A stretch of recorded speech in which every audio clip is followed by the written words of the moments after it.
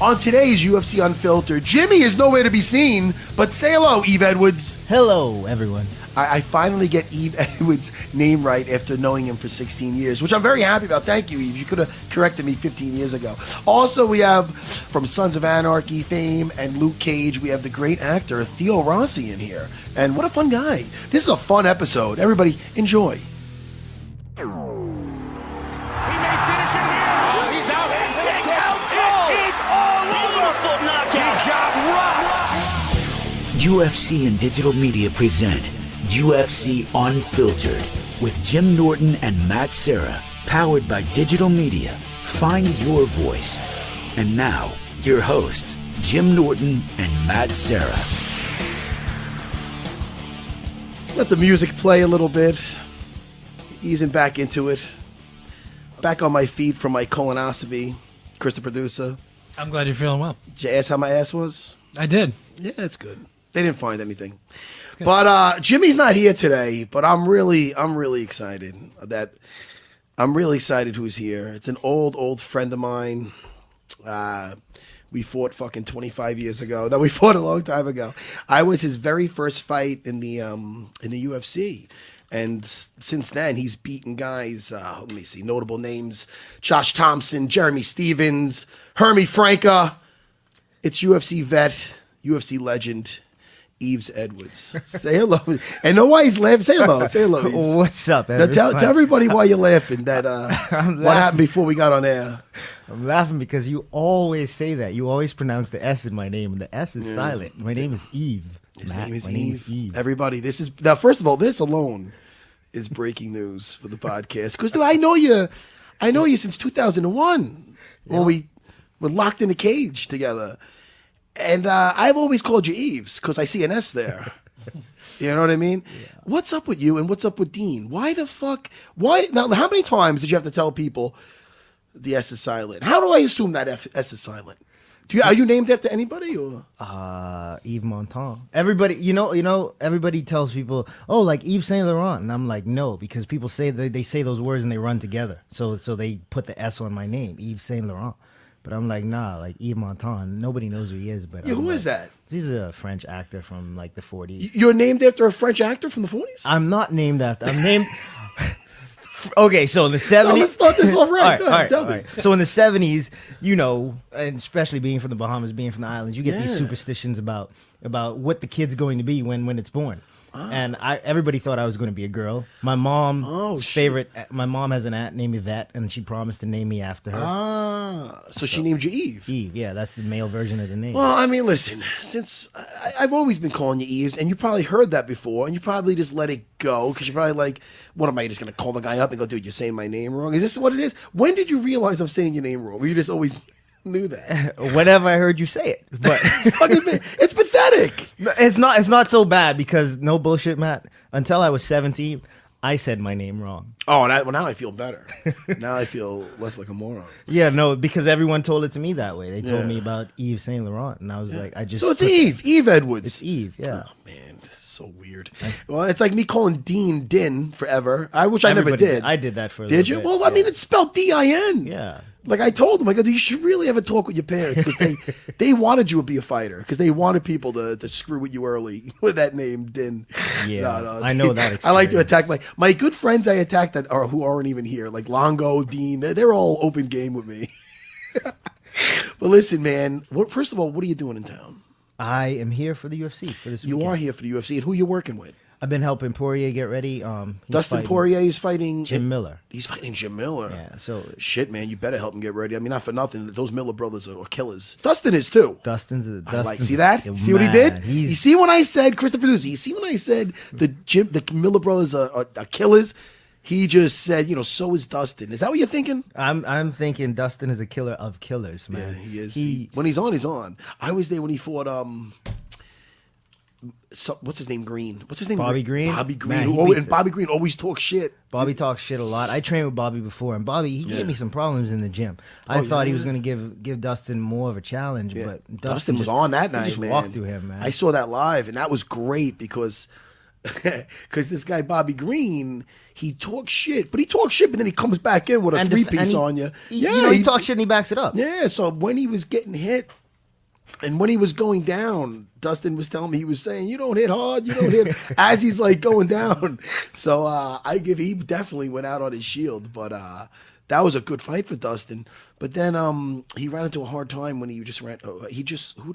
Michael Johnson. Michael Johnson. That Well, was I mean, hard. listen, was that after the Khabib fight? It was No, that was before. That That was got him. got him the Khabib fight. That's right.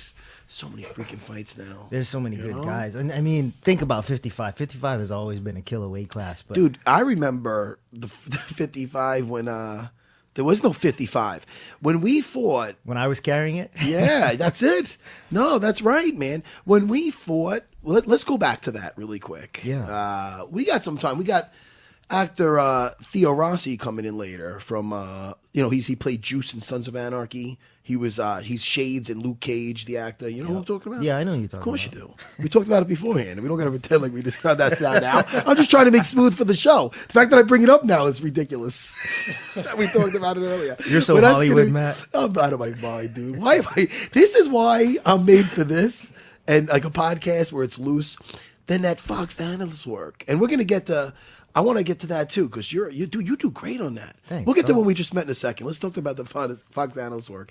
You like that stuff, no? I like it a lot, man. You look at ease with that. It's fun because all you're doing is talking about the stuff you've been doing for the past 20 years. That's true. Well, that's like what I do here. But I don't have somebody in my earpiece going, wrap it up, rap. No, don't let it freak you out. And I got ADD. I can't deal with that shit. If I had something in my, Chris will sneeze and I'll be like, well, what the fuck are you doing? You're throwing me off. I like when somebody's in my ear and I'm trying to get a thought and they go like 30 or rap or there's these certain, there's like little code words. Yeah. To try to they get you going. jump in the air with these little things and at first for me it was a little bit, it kind of put me under the gun. You know, it's like you hear that and it's like, oh shit, I gotta hurry up and finish what I'm saying. But like now it's just like you're coaching the corner, man. You hear what he says and it's like, yeah, I'll do that when I can. Yeah, that's good, man. I felt that I couldn't, and it's not about dropping bad language, which I'm trying to do better with. I really am trying to watch myself because I don't want to just be a foul-mouthed monster. But it's, it's so fun much fun. It is fun to say a fuck once in a while. But, that's why I think I'm better suited for here because I think it's just better suited for me. Well, not that I'm And less your looks, professional. too. What's that? And your looks too. Oh, I'm better suited for radio, you fuck. And I'll see you bring it out to me. All right, listen. That's great. Listen, you're killing it with the analyst work. I said that before, and I said it to you off air too, not to just try to butter you up on air. Didn't I give you a text or something? You Or a did. tweet or You something? did send me a text When I was and back a on- tweet, and I get a lot of love from you, Matt. Yeah, I feel do. good. Dude, listen. When we first met, we weren't so bosom buddy, Chris, the producer. Oh, really? It was funny. Let's go back to that. Let's go back, Chris, the producer. It was Let's go 2001. back. Let's go way back. Chris, the producer, work with me here. How far back could you? Matt, how far back are you going? Let's go way back to 2001. Whoa. And what happened? Now, Yves, I gotta fucking. There you go. Dude, I know the guy for 20 years. I just been calling him the wrong name. Yves, you got the call. You got the call to fight me. You were already kicking ass and hook and shoot. You were the champion. I know because I studied the tapes of you rearranging faces with your knees. Tell me about when you got the call for the UFC. It's like, you want me to fight Matt Serra? Come on, motherfucker. It's not about me. I'm just about your first fight. What did they say? What did Joe Silva say? Nah, man. The call was it was Because a we're all waiting. surprise. We're all waiting for that call. Especially back then, Yeah, especially at our man. weight too. But when I got that call, I was pretty excited. I had seen Joe at a bunch of different shows. Remember the UFC used to be in Louisiana a lot, especially Yeah, before man. Zuffa picked them up. So matchmaker Joe Silva, you knew him. Yeah, I used to drive. I used to go out there at all the fights and met him through Tito. When he gave me that call, I didn't expect it. And it just kind of blew my mind, man. It was the most money I was ever going to make in a fight. He offered me a 3-fight deal. Oh, dude, I was super excited. Yeah, and it's hysterical because the most money we really fought for nothing back then. But it was all. Hey, listen, but it was so prestigious to be fighting in the biggest show. the biggest show it was in the world, UFC the best pride. best fighters on the planet. That to me alone is just blows my mind that I got there. I definitely exceeded my expectations.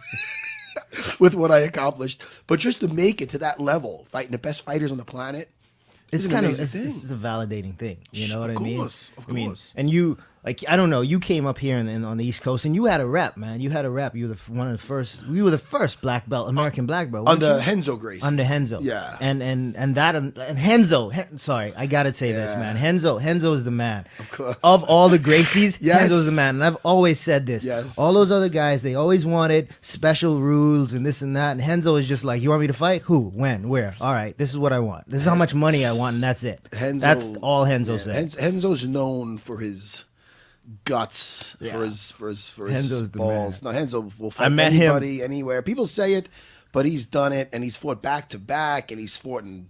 I mean, forget about wanting more rules. I mean, he fought literally no rules. I mean, he fought like Eugenio Tadu in when it was an all-out riot in Brazil, and he got like stabbed through the cage. And it was, Renzo's been through it all. I had him in here at least 2 or 3 times. Renzo's great, isn't he? We're getting him back in He's here the soon. best, yeah. Yeah, he's the a best, man. that guy could just tell stories for ages. But so I was under Renzo Gracie, and you found out you're fighting a grap. What did you think? It's just a guy that's going to try to get you to the floor? That's all I thought you were gonna do. Yeah. I mean, and That's pretty much all you did. That's pretty much all I tried to do back then. You know what though? The thing about that, the problem with that is I was so afraid of your ground game. I remember hitting you with an uppercut and dropping you, Yes. and I mounted you, and I was like, I don't want to be here. Not full mount, but you were on top. My knee. You like were half a mount You were in almost. position to definitely lay some elbows. Yeah, but I'm like, so happy I don't you want to didn't. be here. Yes, I was so happy you the jumped worst off decision me. of my life. Oh, I'm so happy you made that bad decision, Yves. I'm still upset about that, man. I love you, Matt, but I seriously wish I would have smashed your face. Oh man, let me tell you, Yves, I got to talk to you about something very important. Now. What's up, Matt? I don't know if you know this about me. I know you for what, 16 years? Yep. 16 years. I always go commando. Yeah, I hope you didn't go commando when we were fighting. No, absolutely not. Okay. But listen, I always do until I found MeUndies. You know what MeUndies are? Tell me about me. Oh, MeUndies are amazing. Oh my goodness. I don't want to even say underwear because underwear, I don't like the word. I don't wear underwear. Even my wife at home, she's like, all right, you got to go out today. Do you have your MeUndies? I washed your MeUndies. They are the most comfortable underwear. Let me tell you what they're made from. Chris, the producer, do you know what they're made from? I do. They're made from modal. And tell me about how soft that is. It's 3 times softer than cotton. Did you hear what he said? 3 times often. So wait a minute. Like he feels like you're wearing a cloud or something. Yes, it feels like it's like cotton. No, it's better than cotton. I don't want to say cotton. When you think cotton, you think soft. I do think soft. But no, forget about that. Forget cotton, yucky cotton.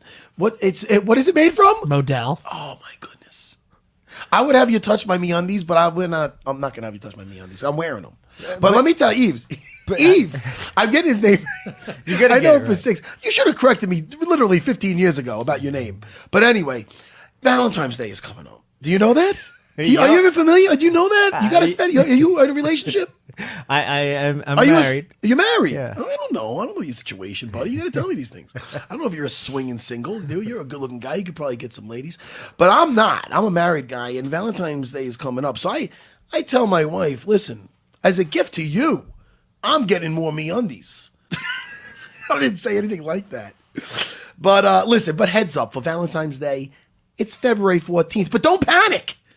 Get your heart on. Okay. Why are you looking at me funny? 'Cause I get thought your you said heart something on else. and show some love with MeUndies matching undies. Wait, You they get have his. matching Wait, they have undies. his and hers too. They have his. Chris, the producer, am I lying? No, of course they have his and hers. Yeah. His and hers what? Matching MeUndies. Thank you. Yeah. Well, you got to finish the sentence. Listen to me. That's an important thing. Because when I get my freak on with my wife, I like to, listen, we can wear different costumes, but if we can be wearing the matching MeUndies, it's freaking exciting. Okay, I just want to make sure that when she puts them on, she says that she's wearing MeUndies and not what's the fabric it's made of? Oh, it's made of modal. Yeah. Model, Yes. because I don't want her to tell me she has model in her pants. Well- Because that sounds like another black guy, and I don't like that. That's actually good. I wish I thought of that. I couldn't use that one, though. But listen, all I got to tell you is, let me tell you a little bit about MeUndies. They're unbelievably soft and come in limited edition prints. Do you know that? No, I did. That means you're not going to see these prints again if you don't jump on this, Yves. I just want to jump into them. You just want to jump out the window, don't you? All of a sudden, you're regretting coming in. I'm so happy you came in, buddy. MeUndies has a special limited edition Valentine's undies. Oh my god, I didn't even see. I'm just reading this now. I didn't even know this, which means you and your Valentine can match. And yeah, it's as cute as it sounds. It's cute to wear your matching MeUndies with your better half. And then we're going to walk Could around you public picture so me in everybody my? can see us. Oh no, he's just getting right there. And if for some reason you and your MeUndies aren't a perfect match, guess what? They'll give you your money back and let you keep the first pair. I mean, they don't want that back anyway. Listen, they offer free shipping and 20% off their first order, but you have to go to MeUndies.com/UFC. Do you know where you have to go for these, Yves? MeUndies.com/UFC. MeUndies.com/UFC, Yves Edwards. Anyway, listen. So don't wait any longer. If Jimmy was here, he'd go, "You silly goose! Don't wait any longer, you silly goose!" Jimmy was imitating me the other day. It's me imitating Jimmy. Jimmy's awesome, though. I miss him already. Go to MeUndies.com/UFC right now for 20% off your first order. So it's funny because I was under such pressure. I lost my debut fight to our friend Shoney Carter. Yep. But I put on a nice display. It was a good. It put me. You were winning the fight radar. until you. Yeah, lost. I showed like an aggressive style of jiu-jitsu. To that point, guys weren't going for omoplatas and this and that. The leg lock attacks I was going for that I used as reversals. There's a lot of shit that wasn't seen up until UFC 31 when I fought Shoney. And all to lose to a back fist. So I remember this. It's funny with certain things that stand out in your memory. And I remember this like it was yesterday. It was like in a Full Contact Fighter or something. Some like magazine. It wasn't now like on the internet where you're reading shit but it was in a magazine. And it said something like, and it was an interview with Yves, and he goes, I was like Still mentally. saying the S. What's that? Yves. That's gonna be a hard thing to break. I'm gonna really do it. I swear, it's Eve, like Christmas, like Adam Eve. and Eve. Yeah, Christmas Eve. It's not hard. It's just I gotta break I break the habit. So I remember reading that Eve wrote that he's like, yeah, I don't know all these people that are. It's more or less it was that are predicting Serra to win. He just got knocked out with like a ninja death touch. He said something like that.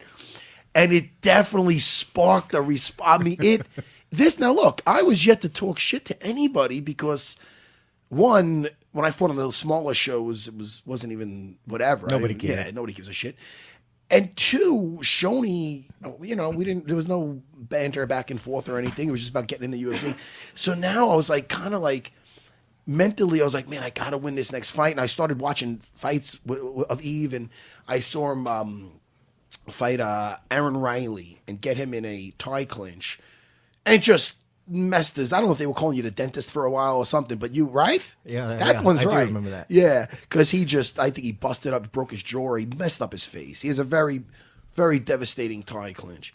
So I remember being concerned. I'm like, I got to win this. I don't want to be a guy that just goes in and loses 2 fights and he's out of the UFC.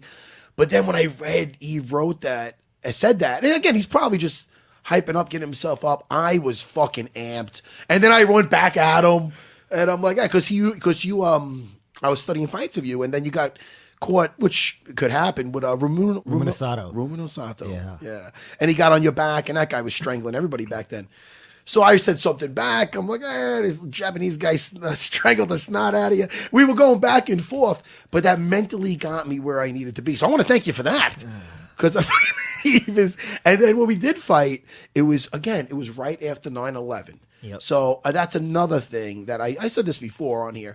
That put things in perspective too, because I'm like, look, worst case scenario, I do lose a fight. I do lose this fight. I'm not having to jump out of a burning building. You know what I mean? It made me look at things differently. So I'm like, I'm still a lucky guy regardless. So kind of it actually gave me a better mindset, if that makes sense. No, yeah, you know what I mean? I In the grand understand. scheme of things, So then when we finally fought, Ray Longo didn't travel with me because he was afraid to fly because he had young kids, and it was a weird time back then, man. It was scary shit. Yep. You don't remember, Chris the producer. You were in diapers. Now, how old were you? No, I was in high school. All right, there you go. Yeah. You were young. But so anyway, I ended up going down there, and me and Yves started fighting, and the first round he could switch from my stand-up got 100%, got so much better from then.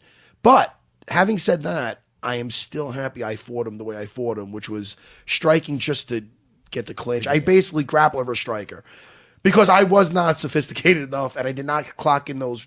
I didn't clock in the time of rounds of sparring to stand with Yves back then. I'm getting it better with Yves back then because I would have been fucking hurt, and I knew that. So he could switch. Yves could switch back and forth from conventional.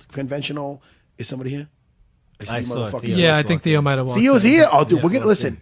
We're gonna get back to this Yeah. because I know he's gonna come in. He's like settling in. So you guys He's keep settling going, in, so I'll talk until he gets here. But we're gonna definitely get back to this. So I remember. So he can go back and forth from conventional to southpaw. So he went to southpaw, and I was closing the distance pretty decent. But I went to close the distance shitty. I didn't throw any punches, set up anything, and I went right to his striking arm. He hit me with a striking side, and he hit me his power side. He hit me with a short uppercut. I don't even know if it was short. It might have came from Guam.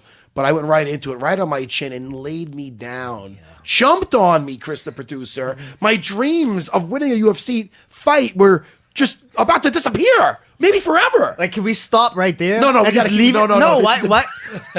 This is important. Well, you did drop me. That's good news. Yeah, no, that's the I have a great good- part. I have And a good chin. that's all I want to remember. I don't want to remember the rest. Thank goodness he was. I'm not He's gonna gonna say keep he definitely going. wasn't scared because the guy's a warrior. He's definitely a. Look at that face. Look at that guy is scared. Look at that scar on him. Look, he's a dangerous guy. But I do. he look was good. concerned. He was concerned with my ground game. So he jumped on me, and I had birds on my head, and I wasn't making distance. I was kind of getting my bearings, and then he jumped right the fuck out, and he waved me up like a warrior. Thank goodness he did that, Chris. I would have been fucked. I would have been out. Yves, it was that close. So listen, so I get back up. But that is the smart thing to do, though. At that point, even if he, No, he could have put me away. Listen. the But trick- but you don't know maybe, that. You know? maybe. You know what really pisses me off about it after the fact is it was after that you took my back at one point. And you on my back, and I was afraid for a minute, but I calmed down, Yeah, you did shut it good. down, and I escaped. I slid down. and yeah. that's twice, when I was like, you escaped. One yeah. time on all fours, I was going for your Yep. back. Another time, I had your back up against the cage, and I slid down. Remember that? And I mean, if you're on my back, a guy like you, the guy that I was afraid Yeah. of, I was like, if I can defend this, then I should have just mounted him. And you know what? It's just. Yeah. Anyway, let's talk about other stuff because that that makes me sad and hurts. my we're feelings. building up to where we're at now. Oh, so anyway, but when I got back to my feet, holy dude, I was when you get hit like that, you could be in great shape.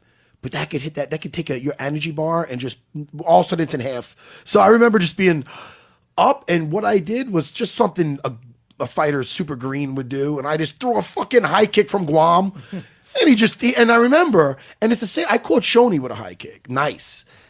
I threw it, and I telegraphed it so much. Yves just literally, not even like he just like shook it like put his hands up and like smacked it away. And was coming at me like a fucking panther, and I go, "Oh my god!" I go, "This is a long night." Thank God the bell rang shortly after that. I remember And- thinking when you threw that head kick. I remember thinking It's a matter of time. Yeah, it was cute. You motherfucker. It was cute. Oh, no. In hindsight, it was pathetic. So I remember between rounds just sucking wind and being like, "Oh, this is rough." I think it was that uppercut that really did it. So then the second round, I started almost settling in. It felt almost like sparring where I would go for some takedowns, lose them, but get back up. And I kind of got back into the game. And I basically won on takedowns, let's be honest. Yeah, I won on takedowns. I got some takedowns in. And position. Yeah, I got some. Yeah, Yeah, you I had my got some back position. twice. I got some position. You landed better strikes, but it was definitely what a learning experience. And again, thank you, my friend, for not elbowing me in the face. Yeah. Okay. So I'm- so then after that, And your next fight. Let's talk about your next fight. Who'd you fight after that? I fought Uno after you. You fought I lost Uno. that fight also. Oh man!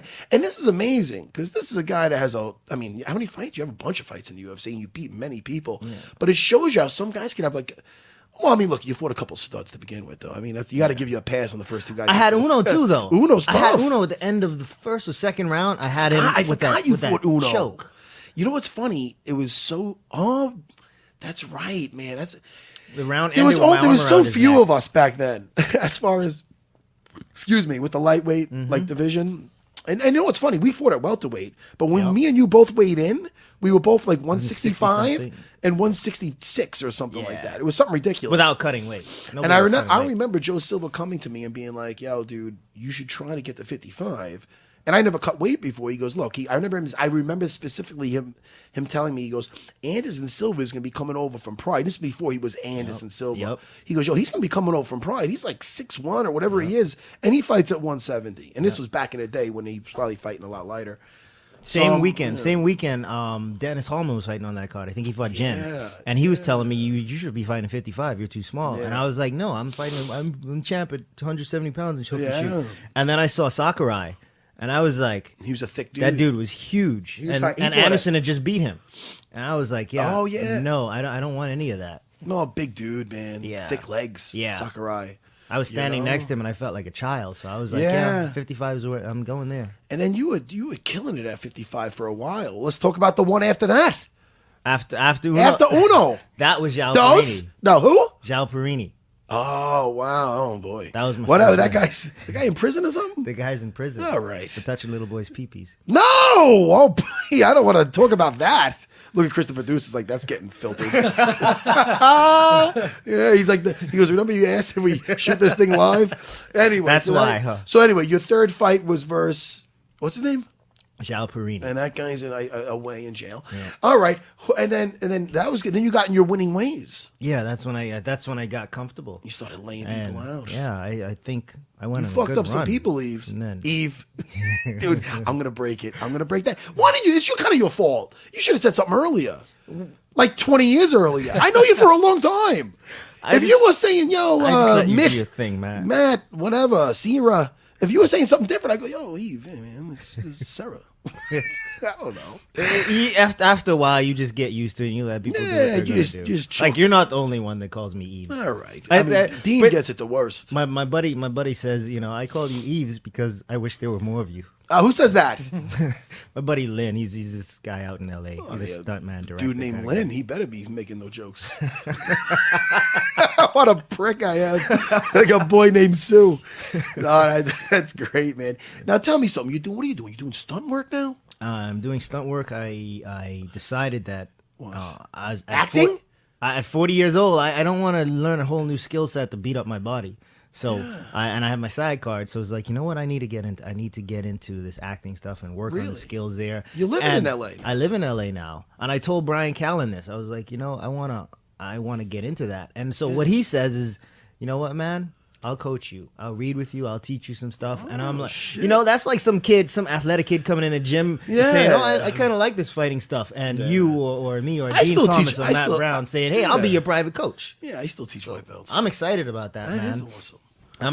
He's gonna get annoyed at me though. But why? Are you asking him, like, are you guys like reading scripts together, or what are you doing? I don't even know how that works. When did you move? Wait, you were in Texas for a long time. I was in Texas my whole American life. Yeah. I was 15. And then when did you went right from there to LA? I went to Florida for like 9 months. Didn't like it. Came back to Texas. And why? What did you like about Florida? Besides Dean Thomas, what else did you like?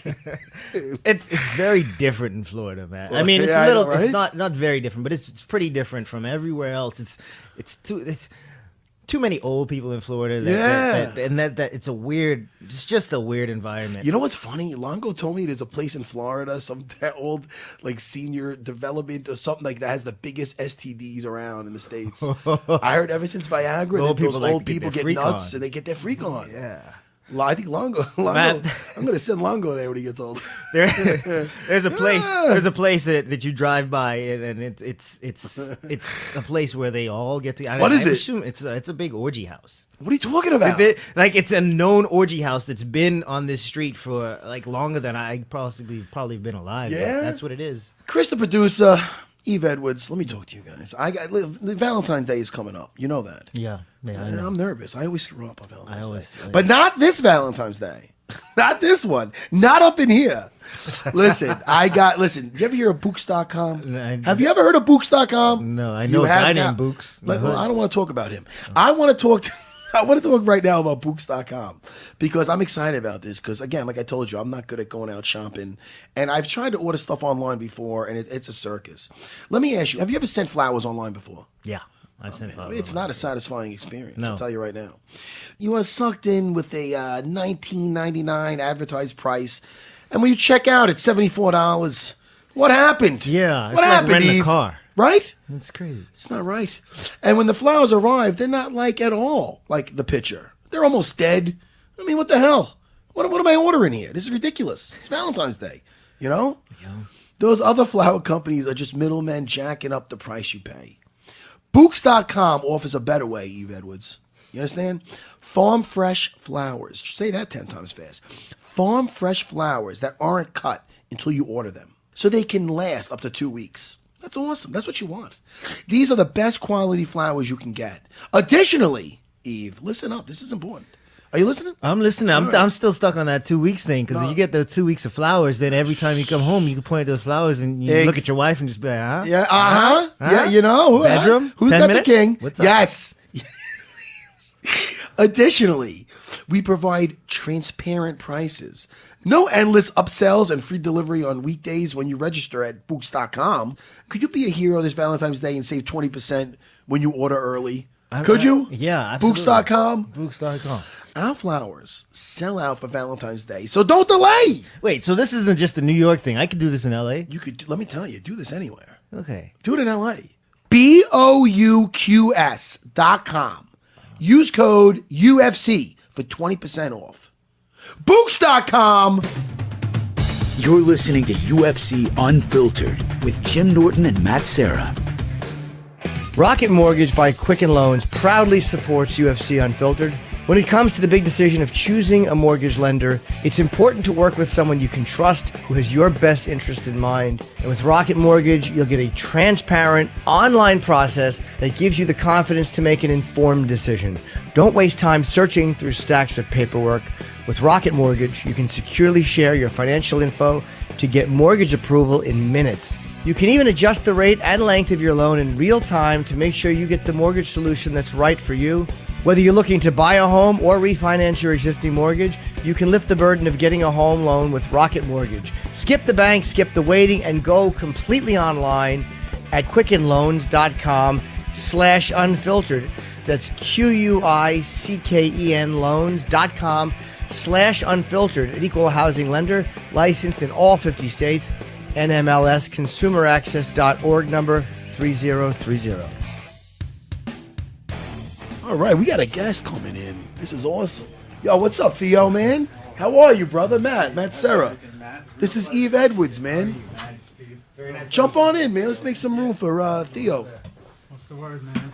How's everything, bro? Go ahead, man. Get those things on when you get a chance. Yeah. And don't think I don't notice that 40 ounce of water that I've been reading about. I got about 2 hours left to get that in.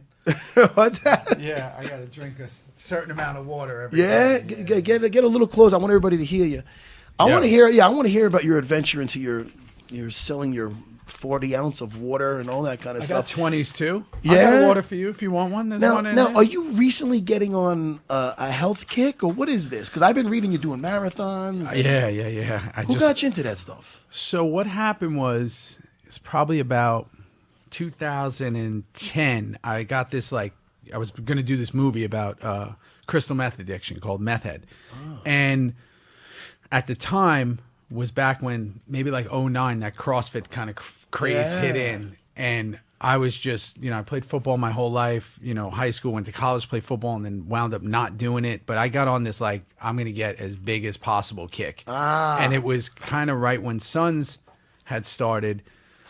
So I was 213 pounds, deadlifting, doing everything that I can do. On Sons, you were that big? Sons of Anarchy? Season 2. If people don't know, Theo was Juice on Sons of Anarchy, right? Yeah, Juice. yeah, that's right. I loved it. I got into that show late. I watched it. It was already a hit, and me and my wife got into it, and we watched the whole freaking series. Yeah, loved it. People loved were it. nuts about it. So unbelievable. Go ahead. So for that movie, I had to be super really skinny and all that. So I was okay. I changed everything. And the first thing I started doing was I started drinking a gallon of water a day. So 128 ounces. I was let me do that every day. Then I started running like crazy, and I dropped down. I think I lost 43 pounds in 12 weeks, and I got super. I shot the movie at 158 pounds, but it opened my eyes to the way I eat. the way my health was, how I was like everything I was doing wrong. And you felt better with that. Like literally 1,000,000 times better. Yeah. So it changed everything. And it worked out on the show because come season 4, at the end of season 3, we went to jail for like a year and a half. So it worked where, he's coming out of jail looking really different. So since then, I've been, I just did the New York City Marathon. I did. And you used to run when you were younger? You said you did football? Yeah, but I was never like, a long I was distance? it was more like 40-yard dash. Like it was I wasn't Just like, sprints. I was hating when they made us do like miles and stuff. I hated crazy, that. Yeah, man. it was more sprints. Because you're my age. What are you, 41? 42, I'm going to be. 42. I'm 41. I'm going to be 42 Yeah. in June. And you're running, man, dude. Yves, my knees are shot from all the training camps we've been through. I mean, running hills, running stairs. My knees are shot. I sound like an old hen. I come on here. I talk to Jimmy Norton about doing the elliptical. I'm like, yeah, I did the elliptical. I'm still doing jiu-jitsu a lot. Yeah. And I want to talk about that because Theo, I heard rolled with Royce Gracie. Yeah, for a long time. yeah. nice. Talk to me about that. So he was a huge fan of Suns. Yeah. And he kind of approached us, really wanted to come to set.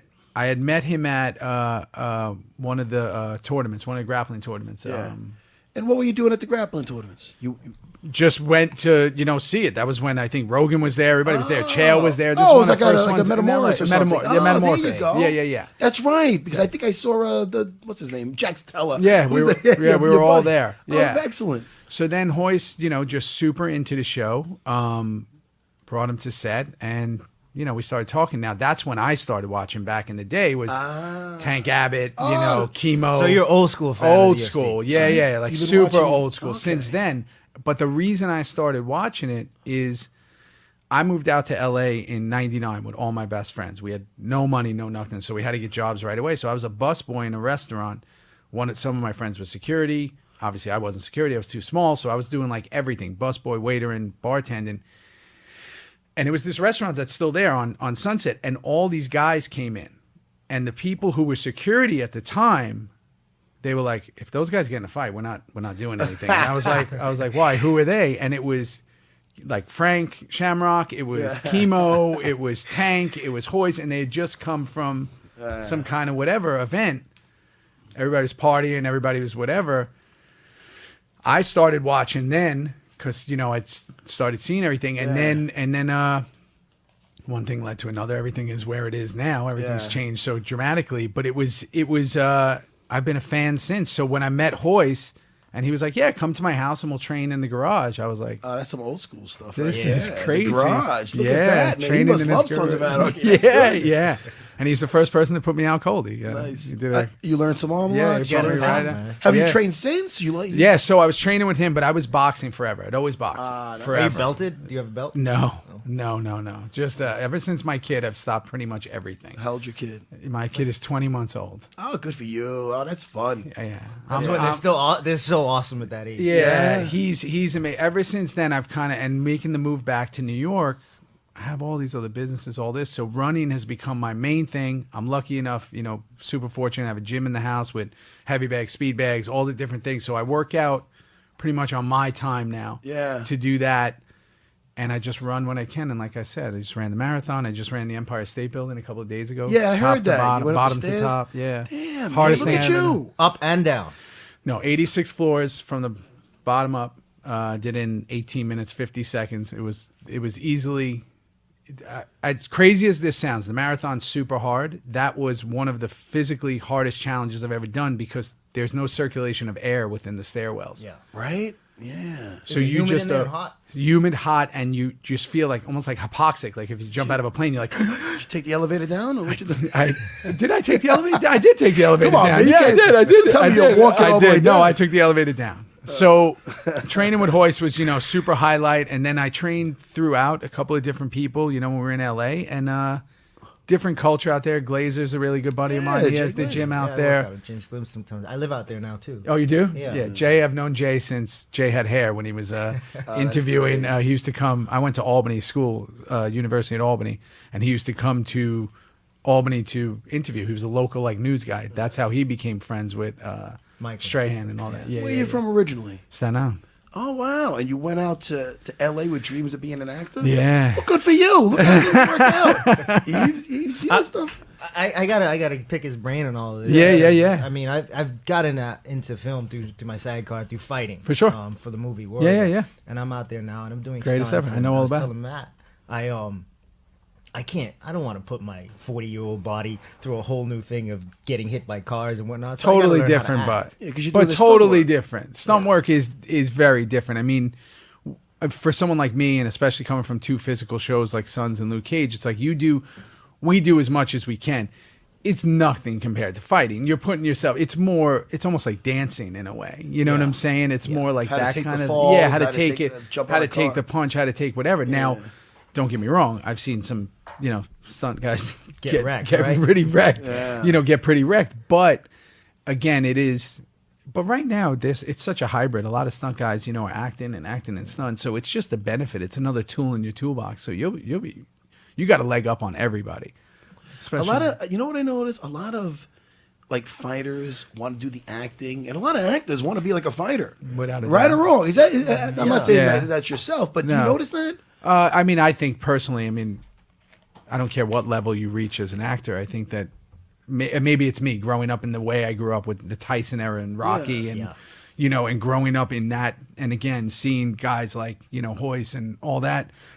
I think that you felt, especially in New York, if you grew up in New York, you always felt that was your hero type. That was your archetype. As much as you loved Brando and all those guys, they were TV tough guys and these were real tough guys. Yeah. That was a very big difference. It's why I'm such a huge supporter. I have a couple of military charities. It's like, when I'm with SEAL team guys or Rangers or stuff, those are guys that are really doing it. And then I'm out there playing it. Yeah. That's the difference. They want to be actors, and I'm like, I would love to be on a Black Hawk. Yeah, you're like, this is so manly. Right. Or else then you guys are fighting in a cage. Yeah, no, it's a different thing. So it's different, but it's funny. A lot of fighters, want to be actors. I think that if you have the discipline, because I think that they're similar in a way. I think that if you have the discipline to be a fighter, you have the discipline to figure out the game of acting. They're similar, but the rules and the techniques for acting, I think, is what a guy needs to learn, because like we'll rep it out. We'll just constantly rep it out all day and then get better at the skill. From Same just thing with acting. repetition. So, but we have to learn the skill. We have to learn the techniques. Yes. And that's where I'm at. I'm trying to learn techniques. Once you learn that technique, once you learn that sometimes the technique is there is no technique, because it's crazy as it sounds. And the one thing I think one of the most, as it sounds weird as an actor saying this, I think one of the most repulsive things in the world is listen to an actor talk about acting. I just think it's utterly ridiculous. But in that sense, an acting is emulating life.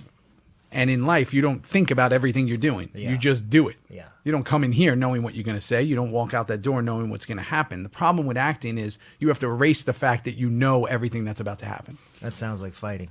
Exactly. There you go. And I wonder what the drive is with the, maybe I should ask you, what the fighters that want, is it the attention or is it the prestige of being It's conquering something. Yeah, movie guy? It's being good at something else. It's Yeah. but it's weird because as a fighter, there's a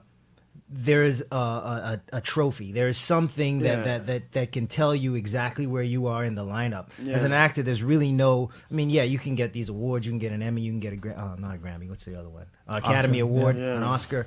But there is no, this is the best guy. I mean, yeah, maybe the box office or whatever. Or maybe But for that that's- week. Yeah, Yeah. exactly. But not all the time. It's just a skill. It's a skill, and to be recognized as a master of a skill, I guess. I think that's a big deal to I me. had no intention ever in my life of being an actor. I didn't start till I was late, till I was 24. I had no intention. My life was very different, very different.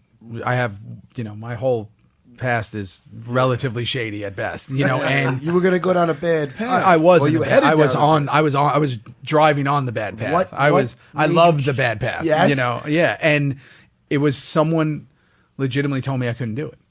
Oh, what do you mean now? Like they were told like you they were couldn't be like an it's the actor. hardest thing in the world. You're not going to be able to do it. And when I hear something, as far like- as the acting. yeah. When I hear that, I get like, tell me I can't do something, and I'm doing it. Good thing they didn't say, I don't think you could do this shady shit anymore. You'd be like, you watch. You'll watch. I'll be doing 10 to 15 next year. Next Scarface. Yeah. But it's like, it is that. It's like, it's the same thing with all my, now we have our production company, we have our water company, we have all this. to me, it's never been about, it's not as crazy as it sounds. It's not about the money. It's not about the fame. It's not about that. It's about setting goals and achieving them. I think that's fighting as well, I would believe. Absolutely. I mean, that's especially when you have an opponent, that's the goal. And you have a new opponent every few months or whatever. You have a new goal, and even when you don't have that opponent, there are skill sets. The best guys, anyway. You remember this. When you know where you're at, then you know what you need to do to get better. You know the holes that are in your game. These are the guys that evolve that. These are the guys that become champions or ranked fighters. Which is why you learn more from losing than you do from winning. It's the same in acting. I mean, I walk off. I've had bad performances. I've had ones that I'm okay with. Never anything that I've been like, that's the one. But I learn way more for the ones where I analyze it after and go, So for me, especially being a tremendous MMA fan since my whole life, it's like I watch guys like Conor take the loss to Nate. Yeah. Why did that loss did not nearly affect him like Ronda's loss affected her? Right. Well, why is that? It actually made him, I think, more popular and a better fighter. Well, the thing that you have to give him full credit, whether you're a fan of Conor McGregor or not, the thing you have to give him full respect for is the fact that he wanted that fight again immediately at the same weight. And he just got choked. He had to say uncle in front of everybody. He's a proud dude. So for him to step back in there, and if that would have happened again, it would have been devastating for him. I think so, So for him to put himself back in the line of fire like that is something to be said. But that's what you want as a fighter, especially when you've been stopped, when you've been taken out of your element and made to quit. Yeah. Then you want that challenge again because it's like, no, I'm supposed to be better than that.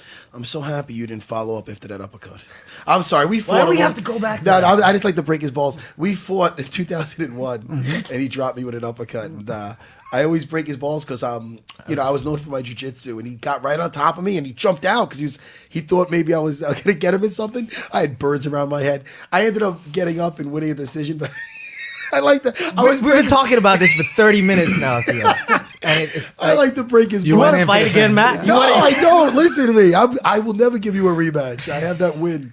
That's it. That's it. You can't go back in. He's a buddy. I like to break his chops. You're supposed to. But when I see with like the way people like handle their loss, that kind of to me that's everything about life. That's what's kind of what I'm watching now in the fight game is watching the way people like the way Dom, I know Dom forever. The way Dom with Garbrandt, with Dominic Dom Cruz, the way that's kind of going, and then it's interesting right now. I think fighting, as crazy as it sounds, I know everybody's like, oh, there's no superstars, and it's all this and it's all that. It's like I think it's better than it's ever been because it's wide open right now. I agree, and I think there is superstars, and I think there's people that put on performances that are amazing. But it's funny you said that because the great Ray Longo, my trainer, he often says, he goes, the cage is the truth. Like the ring is the truth. Like there's certain guys that how they act in there, taking cheap shots, doing this, doing that, or it's how it just is like a projection of how they are in life. In reality, in real life. And it is crazy. You get to, especially as a fighter, in the gym, in a fight itself, you can see a guy and you can know exactly who he is. Like you said about Conor, the fact that he took that loss and wanted to get back out there, you see, that tells me who that guy is. Yeah. You can take all the talk and all the at that weight class too. At the same weight. It's like, let's do that again the same way we did it the first time. He's not saying let's go lower, let's go this. And I think that listen, from all the guys I know, all the guys, and I've been friends with Uriah and all those guys for a long time. Who they are usually outside of it is usually what you're seeing. Inside, from what I've seen as a fan looking, and as a friend. But at the same time, it's kind of changed a lot because what people are starting to see is, if I'm more verbose and loud, if I'm this, I might get more money, I might get more recognition, and you're watching people maybe become who they're not. That's a good point. But it either works or it doesn't. You either have that it factor or you don't. That's true. And that's a rough thing because you can't. Yeah, there you go. A lot of people can't. And no matter how loud they get, it's not going to be the same as Conor doing it. There's certain people that just stand out. Ronda, they could say, oh, she's not a good sport, or she's this, or she's that.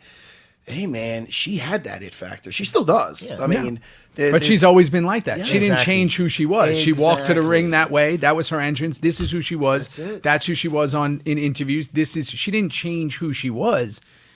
It just got exposed by a better fighter, and then everybody went, oh, but this is wrong and that's wrong. It's like, but she's always been like that. You can't knock her. You didn't knock her when she was winning all the time like that. Exactly. You So know? that's the big difference. So, but again, I think it's the most interesting time in every division right now. And you still watch. Yeah, as much as I can. If my son, no, I watch every single one. Yeah, no, it's rough when your kid's that small. I just missed the only 2 events I've probably missed recently. When I say I miss it, he might be in my arms. I didn't see it live. I'm on Sportacular. I'm on the UFC app, like literally watching Korean Zombie. Oh, he just came. He just won. Okay, that's great. Or, BJ. Oh, okay, I didn't want to see that. This, and it's like stuff like that. So, but yeah, I watch every single event. I'm excited for what's going on right now. I'm excited to see what happens in the heavyweight division right now. You know, it's funny. A fight that I don't know if you're familiar with. The champ, Stipe. Right? Of course. Yeah. One of my, I've known him. I met him when Chris won, when Weidman won. I don't know. I think they're in the same camp, or they were friends. Very friendly. Yeah, very friendly. friendly. Yeah. So that was the first time I met Stipe. I knew he was lethal with his hands from. Yeah, he's a dangerous dude, man. Especially But at heavyweight to have that JDS, wrestling. yeah, but I love JDS. I love Junior. Yeah, he's fighting. Man, I he's love fighting him. Junior DeSantos. Throws kicks like a lightweight. On May 13th. Yeah. It's going to be in Dallas, Texas. That's wild, man. That's a wild fight. It is because No? you look what JDS has been through Yeah. in the last couple of years and everything that he's been through, that if he wins, like he was great when he was the champ. He's like a great champ and he's that guy. But again, how long do you sleep on Stipe? He keeps knocking people out. Stipe's... He has a diverse skill set at heavyweight also, though. I mean, there's not a lot of heavyweight grapplers, but his wrestling... That counteracts guys like Verdum and those guys there. But his striking is really on point, and that wrestling skill, that wrestling set that he has, that's the biggest, most important part, I think, to MMA. He looks so much smaller. He looks smaller than everybody. He looks like a but 220 pounder. That's what I'm saying. Well, I mean, I believe this one's going to be decided on its feet. I can't see these guys looking to take each other down. And not to mention, Junior... JDS is hard to take down. And he doesn't look to, excuse me, to really put his opponents down. Yeah. He likes to... With his hands. I mean, dude, the guy took out Mark Hunt on his feet. That gives you some confidence. His Not to kicks mention- are crazy too. Man. Listen, he's a dangerous dude. That's a great matchup. That's a fantastic matchup. I was wondering if that was going to be the matchup, because there was other ones that they could have set, but it's a great fight. I'm a huge Cain fan. Cain's my son's named Cain, Kane. Yeah, I'm a big Cain Velasquez fan. Oh man, that's a fight that I'm really excited to see one day. Cain and Stipe. Well, I was so happy. Yeah. I remember he was just recently he was supposed to fight Verdum again, and I was really looking forward to that. Do you see that fight? Verdum versus Cain? And it was painful for you. Are you that much? I mean, Cain, that whole high altitude thing, and No. He's Cain I think is one of those guys. I almost say it like John Jones. It's like he won't get beat unless something happens. Like him as a fighter, like he's gonna beat himself. Yeah. Somehow I've always felt that way. I've thought he's had. Let me listen. There's talk about the altitude because we never saw Cain breathing heavy ever. Never. That was what his biggest. He was attribute. known for his tank before anything. But I will say that as far as matchup goes, stylistically, Verdum's now Cain is a worse matchup because for probably the rest of the whole division. But Verdum, I feel, is the worst matchup for Cain, if that makes sense to you. Because Verdum is good at neutralizing his strikes. He showed that he could stand up with him and that he could actually take his punch. But the biggest thing with Cain is that he has volume. Is if it's not working standing up, he'll burn these big guys down because he'll get them down. Yep. Verdum doesn't give a crap about getting taken down. You're going to put him down, he'll fight it off a little bit and then just go down. Where when he's on his back, he's like a 135-pound jiu-jitsu guy. How much still defending? Yeah, and how much do you think that has to do with his camp and like him training with DC and like how much does that have to do with that? Because his wrestling skills and like getting taken down and his like he doesn't ever get taken down. Right? Cain, Cain never gets. Maybe in the gym. Maybe in the gym. Yeah, how much did it have to do with who you're training with? Well, I believe the thing is, I think Verdum's a hard guy to train for as far as with his style because big guys don't move like that on their back. Yeah, and it's very hard to get someone that size to bring someone in the gym that can mimic that. Even if they could do it standing up, he's so good on his back for a big guy. Probably like a guy his size, I can't really think of somebody else that moves quite like him on his back. I mean, he really moves like a little guy. I mean, look at the guys he finished off down there. notably is Fedor. You know what I mean? He's dangerous down there. And the fact that he's so comfortable down there takes away one of Cain's most dangerous tools. Is just getting guys down and working them over. Even guys that are good in jiu-jitsu, like Bigfoot. Yeah. He'd get him down and just start beating him up from half guard. Can't do that. He can't do that with Verdum. It's so that's different. why I was so interested in seeing that fight again. I was so bummed out when it got... This is still going to be a pretty. Like I said, I think with the heavyweight division, it's kind of wide open right now. There's a lot of good fights there. I mean, obviously, we all know the situation in the light heavyweight division has got to somehow work itself out at one thing. I'm a big Rumble fan, but regardless of anything, I'm just a huge John Jones fan. I just think, like, technically, watching as a fighter, when you watch a guy like that, it's almost like a freak. Like, you're watching him and you're just like... John Jones? Yeah. The elbows, the Gustafsson fight was like one of the most exciting things I'd ever seen. That was exciting. I saw that. I was in I don't know what I was doing in Toronto, but I remember watching that in a bar in Toronto. Being, whoa, man, this is like, because that's the first time a dude's like, man, giving him hell. Gustafsson's one of those guys, man. He shows up for like a fight like that, the fight with DC. I really expected John to walk through him. I kind of expected DC to do the same thing wrestling wise, but then Gustafsson just shows up and he's a difficult guy to deal with. I mean, Anthony Johnson took him out, but it was not a problem. But Rumble Johnson is probably the most dangerous fighter in the opening seconds of a fight. Yeah. In the whole because UFC. you're going to get in hit. the whole UFC. Yeah. Because he's so explosive. I mean, I don't know if he's been on the Versa Climber. I don't know. I don't know if he's doing the Empire State Building stairs. He gets winded sometimes. But his strength. Oh coming my out. goodness! No, he's blasting people. Yeah. And that guy used to fight at 170. Yeah. Anthony Johnson. We spent a summer together in Pittsburgh working on that movie Warrior. Yeah. Myself, him, and Nate Marquardt. We trained together. Were the you whole in that time. movie? Yeah, only for a second. You Where needed was like you? a DVD player and a pause button to see me. but- Could you take a Such picture a of that great and send movie. it to me? I want to know. Tom got jacked up for that movie. Yeah. He was in some A shape. lot of people. for the- Dana didn't like that movie. I liked it. I thought Me it was too. good. It was a good movie. I I don't know why thought Frank Dana didn't Grillo like was it. good. I thought everybody was good in that Yep. movie. It was a great You know movie. why? I think the reason I liked it so much is because it's hard to do MMA right on screen. Yeah. Boxing, we've all seen Rocky. We've all seen him 100 times. You can over-exaggerate those punches, and it's like everybody's getting hit 100 times, where if that was real, they would be out and have concussions and be whatever. And Creed, I think, still did that thing where the punch sounds. It's hard to do that in an MMA movie because the guys would be rolling on the floor for half of it. If a guy gets tagged, he's out usually. Yeah. You can't do that in a movie and they can't have a movie with guys, on the floor rolling the whole time. Yeah, it could take away. But I think they did that one all right. That was, It was good. really- I thought they They did put it it really together well. I'm Like surprised- really well. Surprised that didn't go over too big.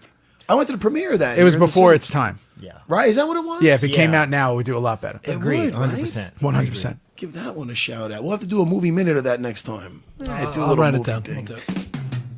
You're listening to UFC Unfiltered with Jim Norton and Matt Serra. Are you in between jobs looking to earn some extra cash? Want to get an extra $500 bonus? Well, have we got a gig for you? Lyft is the ride-sharing app that lets you be your own boss.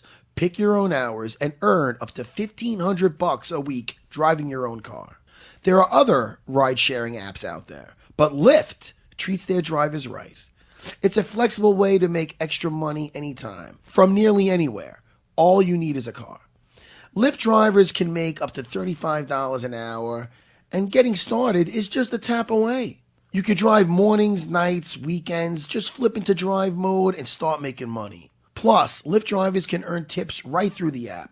Those add up fast, Chris the producer. Do you realize that? I absolutely do. And you don't have to wait days or weeks to get paid. You could cash out instantly once you've made $50, thanks to Express Pay. It all adds up. Driving with Lyft is super flexible, allows you to keep 100% of your tips, and is always there when you need extra cash. Sign up today at lyft.com/unfiltered. And right now, Lyft has a special offer for our listeners. You'll get a $500 new driver bonus after you complete 100 rides within 30 days. Go to lyft.com/unfiltered today so you can start making extra money and get your $500 new driver bonus. Limited time only. Restrictions apply. That's Lyft. lyft.com/unfiltered. Lyft.com/unfiltered.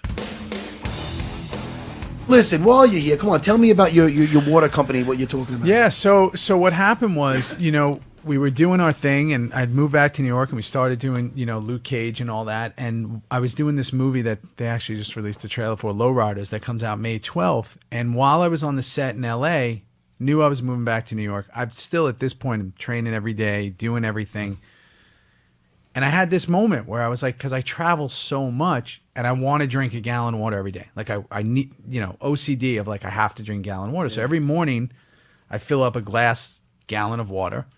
If I'm home, it's easy. If I'm in my area going to meetings, it's easy. I fill up my thing, and I have it. But when you're traveling on planes, it's like 16.9, 33 point this. What am I at? What is this? So I'm sitting on set. We're doing this movie, Lowriders. Hundreds of extras. It's the final scene of the film, and all the extras it's this big, low riding thing between me and my dad, and all the extras have 40 ounces because it's East LA. It's, it's the culture. It's what we're doing. And they have, there's brown paper bags over them. And because it's 113 degrees in LA, they're literally putting water in these 40 ounces. And I'm looking at it and I'm like, that's really interesting. Then I'm sitting there with everybody on the show, on the movie, and they're talking about my production company. My movie that we had just made had premiered at Tribeca. And I had all these other kind of things going on. And I was like, it's so boring, again, listening to people talk about Hollywood. It's so ridiculous. It just makes me like, I don't know if it's where I'm from. And I totally was joking around. And I said, you know what? I said, my new venture is the coolest thing. I'm so excited for it. I said, the new venture is I'm doing an ounce water that just makes water even in ounces, like a 40 ounce or a 20 ounce or a 30 ounce. I was totally kidding. Yeah. And somebody who was there goes, that's a brilliant idea. That would be really cool. And It is actually. And really I said, good. Hold on one second. I said, I'll be right back. And I ran to the bathroom and I called my business partner and I was like, I have this idea. Don't let me forget it. I think we got something here. And literally flew back to New York. That was less than a year ago. And now we're in 3 states, 500 locations. We're about to go national.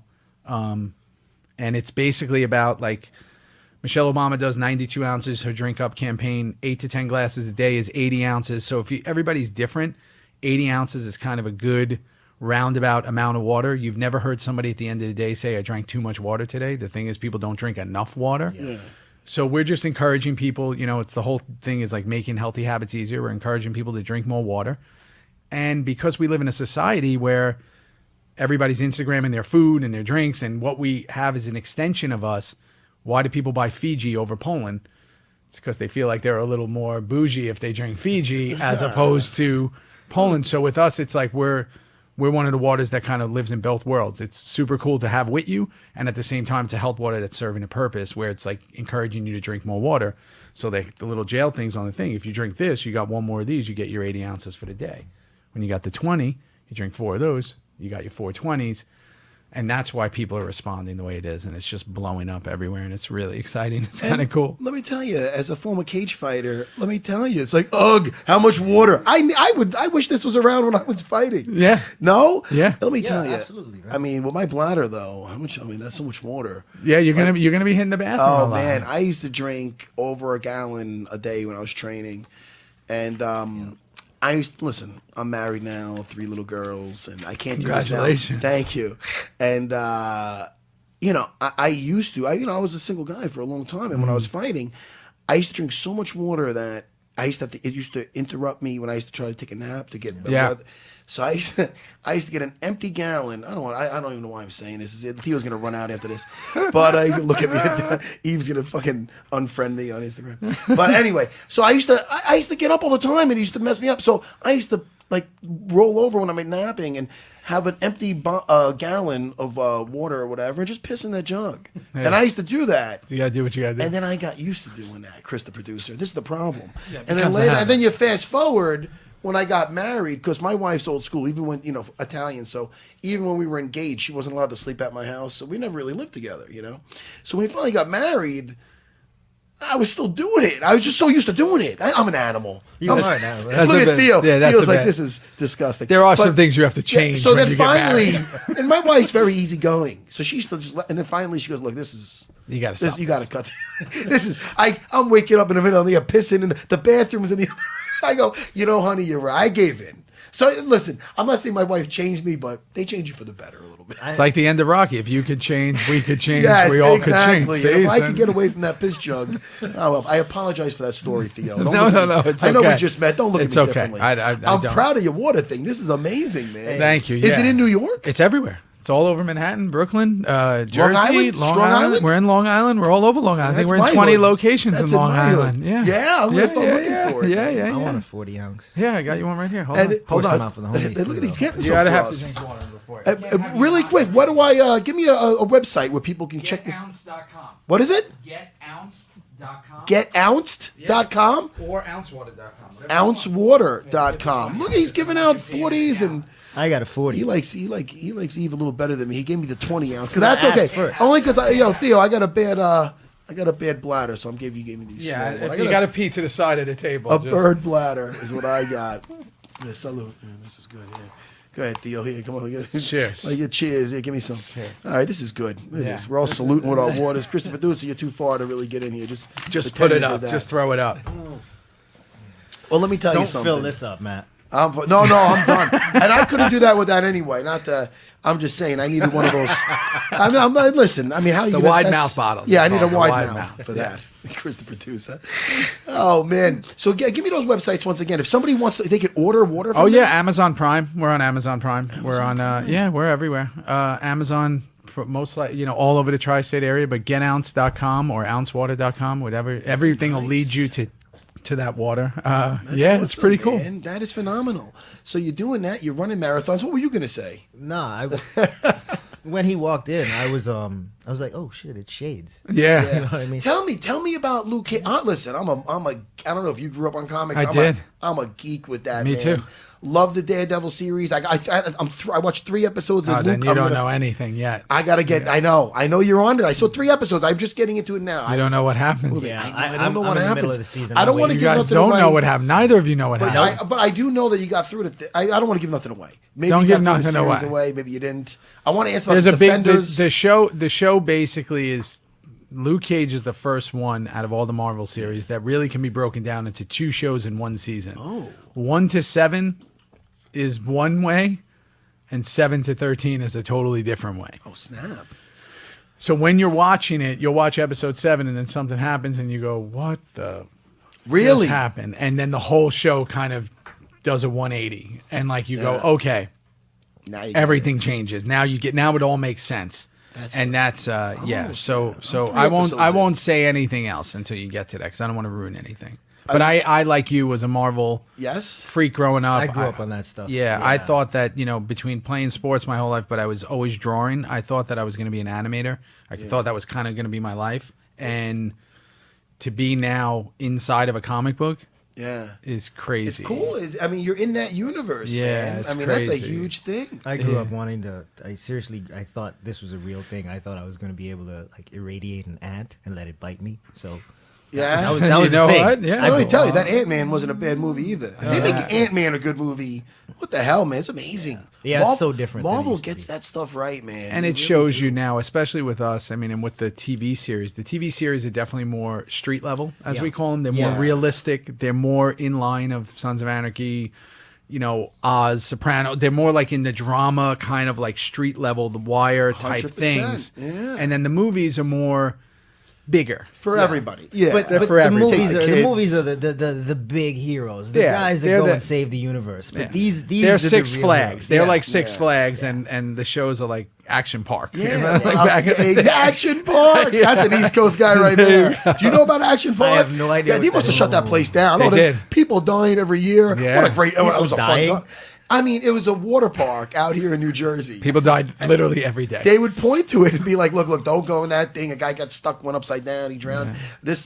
Don't jump off this. You're gonna hit that rock, and you'll Oh, probably but They're I'll making a tell movie. you- They're making a movie about it. Really? They're making a movie about Action Park, yeah. It was wild growing up. I went there a lot, man, and it was great as a kid. No, It's like Alpine, New Jersey, or something, yeah, right? Something like they had that. that Alpine slide. Yeah, where Alpine people would fall off and get The wave road pool. rash. People were dying in the wave pool left and right, and Let it me was tell you, just This one. is, you're not making this up. This No, was no. a theme park. This was a park that true. people went to true. and was like the most low budget park you can go to, but it was packed because it was either that or Great Adventure, and Great Adventure was just kind of more the big thing. Yeah, too Hey, expensive. man, listen, with that ice cold water, even the Tarzan swing was fun as hell. Yeah. Remember that thing? Yeah, it was a whole different thing. So it was, that's the benefits of growing up in New York. You put your life in your hands every day and didn't know it.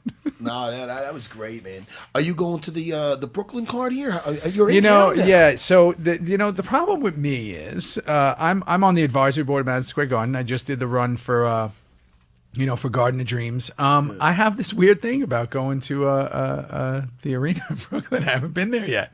Really? I'm a garden guy. I literally go to the garden. Those are all my buddies. I'm loyal to the garden. We got the 200. So I missed. So I had Rhode Island Comic Con. We were doing press. We were doing the whole thing. Rhode Island Comic Con that weekend. So I missed. That was I was thinking I'm going to see Conor for the first time ever. My first fight I ever went to was kind of be a Rampage fight. Back in the day. Actually, where I met my wife. Look at that. Yeah, back in the day, because one of our charities, the Boot Campaign, they were sponsoring the event. So I'm sorry, Dana and them were giving money from that to the Boot Campaign. So everybody was wearing boots. There was Boot Campaign stuff all over. I was there with a bunch of Navy SEAL guys, and my wife, who was doing PR for the charity at the time, the Boot Campaign. We were all in Vegas. That was my first live fight. That was probably Season 3 of Sons of Anarchy. Season 2. I don't even know who Rampage was fighting. I know Rampage fought, and I know Big Country fought on that card. Then Dana was a huge fan of Sons. Yeah. We got introduced, and I went to every single fight that I can literally get on a plane and go to. And then I did an episode of Ultimate Fighter when Uriah and Dom were the coaches, and that's how I became friends with them. And I think it was James Vick's year. It was Vick was it was that year. It was He just won. Over Yeah, Vick won. Vick's good, man. He won 6 of 7 fights. He's a good fighter. That's funny. That guy's kind of under the radar, James Vick. And he choked him out with that choke that what's his name won on recently. Yeah. Did he get him in the Dawes choke? Yeah, he's got in his long arms, man. Yeah. He's huge for 55. 6'4" or something, right? That's ridiculous. How tall is James Vick? Yeah, I think he is 6'4". 6'4". I mean, and that's at 55. And he's not real thin either. This guy's broad shoulders. How does he Yep. do that? He's Skinny not- legs? Yeah. I don't know. Yeah, he's 6'3". They were saying he should fight Lozon next, which Well, I mean, Lozon's never in a boring fight. never. Lozon's always fun, right? Yeah, I love him. He's yeah. I watched him. That's what you I call watched him a- beat up Nick the Tooth for a little while. Yeah. Yeah. So it was Oh, you always- know the Tooth. I do know. I know the Tooth well. I used to do a show with him called Dana White Looking for a Fight. You ever hear Oh that yeah, show? of course I know. all Oh, about come it. on, man. I didn't know. I don't want to sit here and brag about myself. Now I feel like a jerk. I know most of it. I Yeah. can brag about my own show. So that's how I kind of got into the whole thing, and then became friends with Lorenzo and all those guys. And I was like, I was there when the whole Anderson Chris thing. I was there. Another guy fighting this weekend, Anderson know. Silva. I know. And are you familiar with Derek Brunson, who he's fighting? I know. I've seen him Yeah. fight a bunch of times. Tough, I dude. think it's an extremely tough fight for Anderson. Yeah. I think that. I don't like that everybody's talking about what Anderson's doing next before this fight has even happened. Yeah, that's always the always kiss of a death. scary thing, Yeah, yeah. I don't like that. Obviously, anytime the Spider's in the ring, it's like kind of an event. But then I remember again where I came from. The whole Mike Tyson era was like Tyson in the end of his career when he was like laying on the ropes and all that. And you're like, no, don't do this. Yeah. It was like, I know Anderson is still in amazing shape. I think the guy is super lethal. Yeah. I just hope that this fight is not Bisbing, not any of those fights. This is the fight that he has to focus on. Well, I mean, this kid punches like crazy from what I and remember. he comes in throwing like 6 to 8 punches That's in a what I'm row. saying. He's He got comes everything. charging. When you're fighting Anderson, like that's a big huge deal for a guy trying to get to a title shot. That's what I'm saying. It's that, and that's kind of that's what's so cool about him still being there. And that division in itself, Romero is. He looks like a heavyweight. He's enormous. Yeah, he's like, he's a Yeah. little short for that, but he's stocky big. and his traps. Yeah. Right? It looks like he's I being just a saw lad. Bisping when I was out. I met Glazer at his. Oh, yeah? Yeah, and He's a good dude, Michael Mike. came by. Yeah, Yeah, man. man. Super unassuming. Like again, not like as big as I would think. A lot of people got issues. I really like Michael Bisping. I like because you know what it is? Talk about being a real guy. That's a real guy. That's a real guy. And whether guys like you or hate you, he's a real dude. For some reason, I always got along with that guy. It is people that just despise him. People despise. It's weird because Bisping, he gets this flack. I guess when you saw him on the show, and he kind of has this on front of the camera, you think he's a different guy than he really is. Yeah. Because when you meet Michael, he's a nice guy. Yeah, and when you're doing that job that he's doing, when you're there and you're doing that, people are going to have opinions on you because you're putting yourself out there. Right. You know, him, Dom, those guys who are out there, DC, you're putting yourself out there to be, you know, it's almost like this whole thing that happened with Charles Barkley recently. It's like when you're out there, you're there to make opinions on fighters. You're a fighter. You're going to make opinions. So not everybody's going to like you. They know them better than they know a guy like Joe Lozon or a guy like who's just fighting and then, you know, going home and maybe does a couple of interviews. So I'm a big fan of his. And I think that anybody who kind of speaks up and voices their opinion, and that's why we love him for what he does, people are not, it's going to rub people the wrong way. They kind of want to see them lose. And I don't want to talk about before that. I mean, listen, obviously Anderson's got to get past Derek Brunson, but I would like to see him and Bisping fight again. Of course. And I believe that, because that was such a close fight. That was a close fight. They both dropped each other. There was a little bit of weird stuff going on when Anderson thought he won and he's celebrating, and it was kind of wacky. But very, very, very close fight. And that was a fight you thought going in, you thought Bisping was going to lose. At least I did. Oh, did you? Yeah, I did. I mean, I know Anderson had just lost, but I mean, Anderson is Anderson. You know what I mean? And I think he's going to. How old is he now? 41, 42. What is he? I think he's 41. What is he, Chris, the producer? Looking like right your away. age. 42, I think. I read. Yeah. I mean, but styles make fights. So Derek, what is it? Yeah, he's 41. He's 41. But in April. Derek Brunson does charge in. Anderson's good at going back, timing strikes. I mean, styles make fights. It's not a bad stylistically. It's not a bad fight for Anderson. It's not a bad fight, and Brunson can't fight him the way he fought Robert Whittaker. You know, he came out there rushing. And I mean, you can't do that with Anderson. That's how he caught Uriah. It is how he caught Uriah. That's how he catches a lot of guys. That's why he did it with Whittaker. But Whittaker's a better striker. And I mean, Uriah's a good striker. Better movement than. And so does Anderson. It's like Uriah and Anderson. Their styles are almost so similar that it would have been a weird fight, them two. But everybody, Uriah Hall, like they were saying, that was matched up at one point. There was, a lot of people were talking about that. I would definitely like to see. That's a fun fight to watch. Oh yeah, that's a fun fight to watch. All these fights, it's so funny that after all this time, there's so many. I mean, I love having this job because a lot of times my wife's like, "Oh, it's Saturday, we got to go to the thing with the." I go, "Honey, I got to watch it's my job. And I got to watch the prelims, fights, and I got to be there for the prelims. I got to be in there talking about it." Yeah, I used to get to the arena for the prelims in Vegas. I'd be sitting there in the front watching, and there'd be no one there. See, that's the difference. And I used to always tweet out and be like, "Real fans watch prelims. Like, where is everybody?" Well, it's almost like, you know what it is. People, if they're not used to mixed martial arts, which they should be by now, if they go to like a boxing event.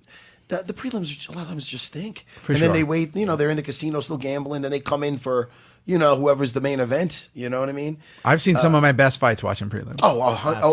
With MMA and the UFC fights, 100%. You can't sleep on any fights. Anything could happen. There's so many options. And a guy jumps so fast. Like you'll see a guy who's in prelims, or low on the undercard a couple of weeks ago, and now all of a sudden. We can say what we want. Cody Garbrandt came out of nowhere to a normal UFC in November 2014. Literally came out of nowhere. Well, he was 2 on years that. ago. And he's a star now. You know what's so funny about that? He was on the season of The Ultimate Fighter versus when Conor was coaching versus Uriah Faber. Yep. And at one point, he was like Conor's funny, so he was starting some stuff with Uriah, and he's goofing on him about the TJ Dillashaw, and they were still boys back then. So Conor was stirring some shit up, which is kind of funny, kind of happened. Yeah. So he's stirring some shit, and then at one point he's like, "You gonna do something about it?" There's somebody on the team, and who jumps up was this tatted dude who's on the other team, and now it's Cody. He's the champ now, but back then it's just some. He was like some tatted kid. I'm like, who's this punk kid pushing Conor, man? But the guy's up. Is that guy? But you know what's funny about that? That's who that guy is. Yeah. And first of all, he's a savage. What a sweetheart he is. He's a savage. Cody's a good kid, man. Great guy. I met him in Austin. It was my last fight, and he was there helping Joseph Benavidez. And kid rolls up on me and he's like, "Man, I've been watching you for years." And it's funny, he's isn't a real it? sweet so kid. cool. I was in school, like elementary school, watching us fight. That's sad. And so I'm with you too. He's like, I'm working to get to the UFC and this and that. And then the day of the weigh-ins, he sees me at the weigh-ins and he's like, hey, I just signed a deal. I'm in the UFC. And now he's the champ, man. That was 2 years ago. And the way he did it, coming down with that kid, like showing who he is, showing his personality, like that, having that kind of, and honestly, the one thing which Dom usually rips from people's souls is their confidence. He came in more confident and got more confident throughout the rounds, from the dancing to the this. And I kept saying, is this going to continue? And I was shocked. As a fan, I was shocked. Made a lot of fans that day. The thing about, as an analyst, watching that and watching Cody deal with Dominic's footwork like nobody else has been able to deal with, you have to go back to the fundamentals. And that he started with boxing and wrestling, and his fundamentals in those two areas are so strong. What Dominic was doing with his footwork didn't matter to Cody, because Cody's footwork is so on point. He can do whatever and deal with whatever when it's in front of him. And his dance moves. He was able to dance and sprawl and fool around a bit and do to Dominic what Dominic does to everybody else. Listen, normally he played chess with the genius and beat him. Exactly, and to Dom's credit, he was in that fight the whole time. The whole time. He never got discouraged. It's easy to get discouraged if you're... Dom's a fighter, man. Dom was in there from the opening bell to the end. He was in there. And the way he handled that loss. Now, look, like the thing what happened with Ronda is you know, it is what it is. It's a rough game. But how you handle yourself with that loss. And then Longo pointed out something, and I don't want to jump on Ronda. I met her before. She's a sweetheart. She's great. She came to the Suns rap party. I'm a huge fan. She's great. Really? Yeah, she's great. I'm a huge fan, man. Me too. Especially being a jiu-jitsu guy at heart, I love the way she goes for those arms. I love the way she takes those arm locks. She's a second away from ending a fight at any moment. It's a thing of beauty, man. I love it. But having said that, the way she handled that first loss could have been just new to her. Not that you want to get used to losing, but after that second loss, it just felt like maybe she could have grabbed the mic and said a little something. But hey, it's a rough thing to deal with. But that's where you have to give a guy like Dominic Cruz, who this is only his second loss also. And I mean, his first loss was with Uriah Faber in the WEC ages ago. And for him to handle that loss, and he did at the post-fight press conference where he was basically, now they do it like a just one guy at a time answering the questions. He went up there and just like held court, man, and he just answered everything. And if you haven't seen it, that's something to watch. I did, yeah. I think with Dom and in the little that I know about him and the few times we hung out, he's so intelligent as a human being and as a fighter that I felt like when I was watching his post press conference and even like after the fight, that the whole time he was thinking, let me just go back and figure out how I have to beat this guy. I don't know if I need an instant rematch right now, because I might have to just think. Let me see him fight maybe one more fight, whether it be with Dillashaw or whatever. Like, let him worry about him. I could then go back. Maybe I didn't look at him the way I should. And I think that he's such kind of a cerebral assassin in that way, that he's breaking down everything as opposed to letting his emotions jump in front of him and go, let's go. We're doing it again right now. We're doing this, where he's going, hold on. That didn't go exactly the way I planned, because usually things go exactly the way Dom plans. That he goes, let me reassess. And he didn't let his emotions get the best of him. Acting, fighting, life in general, if you can control your emotions and not lead with them, you're already ahead of the game. And I think that that's kind of what I watched in his demeanor after that, which almost made me have way more respect for him, because most people come in, whether it be they run off after a loss and don't talk, or whether it be they do something else, they lead with their emotions and not their mind of saying, this was wrong, this was this, let me figure it out. Now, how many times, when you went to LA, you said you came from you were going down maybe the wrong path, you were on the wrong path. Yeah. Changed your life around, went to LA, you said with a couple of buddies. Yeah, my 5 best friends. And you went there with your ambition. You wanted to be an actor. No, what happened was, when I was still here in New York, one of my buddies was going to school on 15th and 5th, Lee Strasberg Theater School. Yeah. I somehow wound up there picking him up. Long story. Someone told me I couldn't do it. I thought it was a joke. There you go. I saw there was a lot of Brazilian models in the class. I was like, this is kind of a cool place to obviously hang out. There was a bar right next door. Nice. I started showing up. I didn't go to class. I wasn't doing anything. I just was showing up. Somebody came in to cast an independent film at the time. They thought I should talk to the guy. It was about, this. It was called Born at the Wrong Time, which kind of made a lot of sense for what was going on with me. And One thing led to another. I somehow got the film. I'd never acted before in my life, never acted before. And then I said, okay, if I'm going to do this, I'm going to do it at the highest level, and I'm going to do it the best I can. So I literally stepped back. I studied from the beginning of time, in the business to the end, from the studio system to the actors, from Charlie Chaplin to Cary Grant, to every single person, to Anthony Quinn, to everybody involved, what they were doing, how this worked.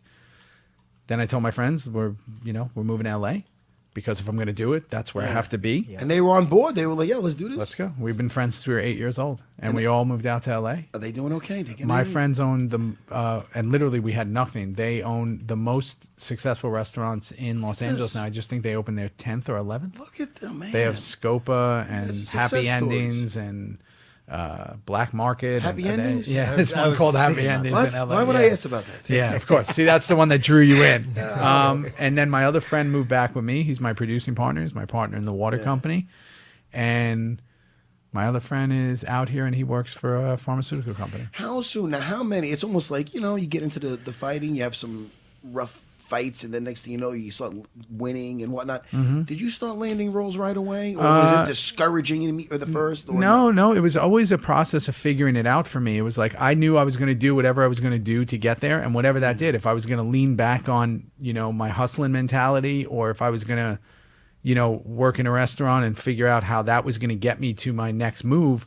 So what happened was when we went out, again, this is October 99, there wasn't like an influx of East Coasters on the West Coast at this point. And we kind of came in and took that town like by storm. We came in like a hurricane. Yeah. And when we came in very business minded. And at the end of the day, it's show business. It's a business. As much as it's an art form, it's a business. And a lot of people go out there kind of bright-eyed and bushy-tailed and don't see the business part of it. Yeah. And we always had that mindset of business people and hustlers. Yeah. So we just thought, let's just outwork everybody. And my friends did that in the restaurant, business aspect of it. I did in the acting business of it, and my other friends in other business aspects of it. And I just went out saying, what do you need? You need this, you need that. So I did 3 extra jobs to get my SAG card. Okay, you need your SAG card. You need this, you need that. You need to get a manager. You need to get an agent. And, one thing just kept leading to another. And it was always a building. I never looked at anything as it was hard. There was no plan B. I was like, this was what I was going to do regardless of that. So I think I started landing jobs pretty quickly. Well, that's good. That had it was pretty good. And then in 2002, I started doing that as my life. I didn't need to do anything else. Yeah. And then in 2008, Sons of Anarchy came, and that changed my entire existence as a human being. 100%. I'd say so. With a show with a hit like that. Yeah. And now, when you had to read for that, and you got did you say, "Look, I know." I have a strong feel, like instincts with anything else. I have a strong feeling this is going to be big, or not even. No, I had been doing a lot of TV, and I was always the guy that if they were going to put a criminal on a show, they were going to question him at a table. I was that guy. You were that guy. I was the guy, and I was lucky enough where, because I'm multiple ethnicities, that I was playing a lot of different things, because I have a very different, like a Benetton ad of background, so nobody could ever really figure out what I was, which I thought was pretty awesome, because my whole thing going in was, don't ever put me in a box. And I still say that to this day. Don't put me in a box, because especially in today's society, we're so intent on putting people in, you're that, and you're that, and that makes me feel better. Yeah. And I never wanted that. So I got really lucky in the way I was being cast in roles. So I had done these 2 episodes of this show, Grey's Anatomy, which at the time was like the biggest show on television. And it was during Sweeps Week, and it was this episode that they couldn't stop talking about. And this was prior to social media kind of really being the way it is now. I think it was like MySpace and like something else. And people were really talking about these 2 episodes. It just so happened right at the same time they were casting a show called, at the time it was called Forever Sam Crow. It wasn't even called Sons of Anarchy. It was called Forever Sam Crow. It had a different title. The casting director who had cast me in all these previous things said, there's this really amazing show that's coming on FX. FX wasn't really even known, but they had my favorite show on television. They had The Shield, and that was my favorite show that was on. Okay. And they said it's from the creators of The Shield. Like, it's the people of The Shield doing the show. And I was like, I'll do anything to read for that show. And I went in and I read for Jax.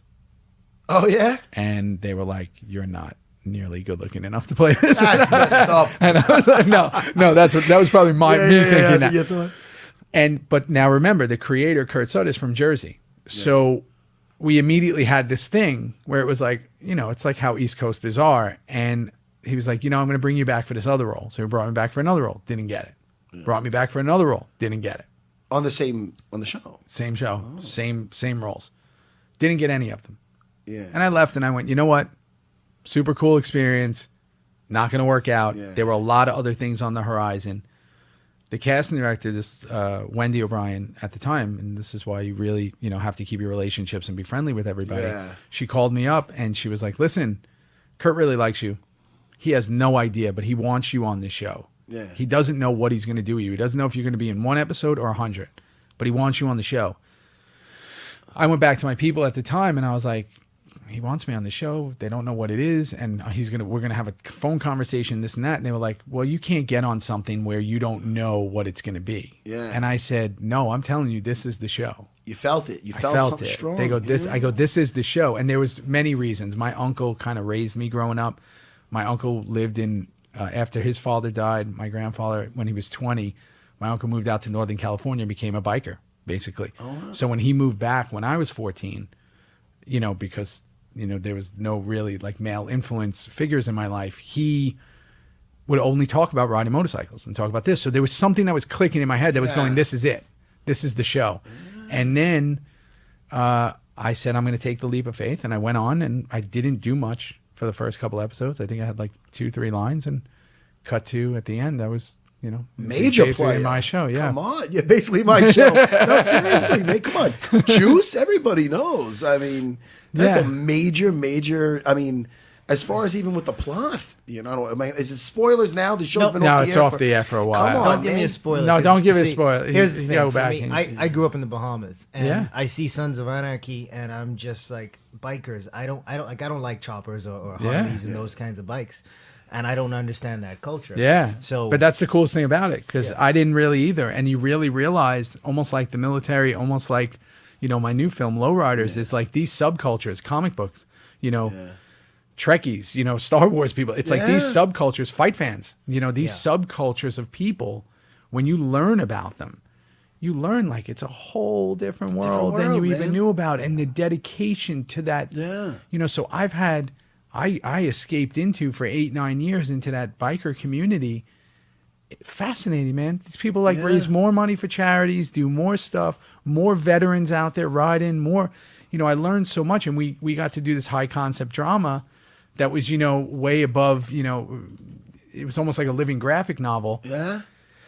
And we got to do it at a very high level. And it was, ultimately it's because of a leap of faith. And our fan base, I think it was 15 at our biggest, it was like 15 million people a week watching the show, was, mainly women, which is crazy. Yeah. It was a lot of, we had audience from They want to look at good looking guys, man. yeah, there was. And it was just we showed a lot of different things, a lot of different gangs, a lot of different cultures, a lot of different, and at the end of the day, it's a family drama. And then to jump into something like Luke Cage right after it, that was my thing when I came off Sons. Everybody, I had all these movies that I was doing. Everybody's like, would you do TV show again? And I said, the only way I'm doing TV is if it has that same passion of a fan. Yeah. Because you want that. Yeah. It's cool being on these other shows. Listen, I have anybody who's working at all in anything to do with acting, I take my hat off too, because it's gotten even harder now. But when you're in something that like the hardcore fan is into, it's a whole different ballgame. When when you're out on the streets, it's never, I watched like 1 or 2. It's, oh my God, man, I'm obsessed with that show. I've seen every one. I love it. Oh my God, I'm in the middle of it. I'm watching it now. And man, you're awesome on that. And that's, Luke Cage was very similar to Sons. So, and TV has kind of really become the way we consume our entertainment now. And it's good you're not typecasted. Like typecast or typecasted? It's typecast. Okay. Listen, I always I'm never secure at the way Yeah. I pronounce stuff. You know what I mean? Names But especially. I know his how you pronounce. Spell your first name. Spell Yves. YVES. There's an S at the end. I fought him 16 years Silent. ago. I've been calling him Yves forever. What do you know? Why are you high fiving? You got it right? silent. He said it's silent. The S is silent. I didn't know. Theo, I didn't know. Yves Saint Laurent. I've been calling Thank him the wrong name forever. But it shows your acting ability, man. Because when I seen you as Shades in I'm going to watch the rest of the whole series Yeah. in Luke Cage. At first, I'm like, oh shit, Juice is on here. Yeah. But immediately, I'm not thinking of him as Juice. A big shout out, and the name? I forget the name, but it's Peg Bundy. Yeah, Katie Seagal. Katie Seagal, what an amazing actress, because you know her as Peg Bundy. Mm-hmm. Well, you're watching Sons of Anarchy right away. It's no longer first of all, furthest thing from Peg Bundy on the show, Right. but you're forgetting that it's Peg Bundy, and that's an amazing thing. I feel. Yeah, I think because Al Bundy's still Al Bundy to me, no Al matter where the Bundy's- fuck. no matter- I mean, in Modern Dutch, he's Family, Al Bundy. he's Al Bundy. I hate to say it, and I like the guy. He does jiu-jitsu. He's good. It's great too. He's a brown belt or a black belt. Black belt. Yeah, He's a black belt. Yeah, Ed'll take you down in a minute. Man, I'm not messing with Ed. No, but and Ed's big. He's a big guy. He's a big dude. He's always at the Metamorphosis things. He's always around. He's big in the jiu-jitsu Oh community. yeah, no, he loves it, man. He's with the Gracie brothers, and he was with the Horion forever. I just saw Henzo recently. Did Yeah. you? Yeah, I wish that's what that's the big difference in not being in Manhattan anymore is and the gym's in. Oh, you're not? Where you're in? No, New I'm York. in Staten Island. Oh, you're in yeah. Staten Yeah. I needed. Not to I have brag. 3 big dogs. You're friends with Renzo Gracie? I've met him, a few times. Yeah, we're friends. I'm the first American black belt on the Henzo. I got to brag about that. I'm very proud of that. That's Be Eve. proud of that. No, you should. You should be proud of I'm that. the first American. Henzo's Henzo's the very best of well the Gracies. known. My Henzo's favorite, Not only for that, Henzo's a legend. He's a legend. He's Henzo Gracie. gangster. The Listen. first American black belt. Oh, of yeah, that's an see, I don't listen. I don't incredible. wanna, I should have bragged the second you got in here. Yeah, you should have that up somewhere in here. You ever hear George St. Pierre? Never mind. But don't watch the rematch. But anyway, listen. Listen. I could do this all day, Chris, the producer. We're gonna have to wrap this thing up soon. Let's really quick before we end everything. I want to just one more time for the websites for this awesome. Oh, water. yeah, The water yeah. looks awesome. I'm Thank gonna take a you. picture of this later. Thank you. I know, because it does I know. look pretty cool, man. Yeah, the big 40 ounce. You feel cooler right now. I'm gonna don't put you? it in a brown plastic bag. Yeah, right. There you go. And somebody's gonna come up. It's a 40 ounce. It's a You tell the 40 cop. ounce. Say no. I'm getting know? hydrated. You say I'm getting hydrated. I'm getting hydrated. I'm getting ounce. One more, and if somebody wants to get this water online, Oh yeah, go to getounce.com or ouncewater.com. Go to Amazon Prime. Go whatever. See Lowriders May 12th. We got a little time on that. Lowriders, Yeah. really quick. The movie's about.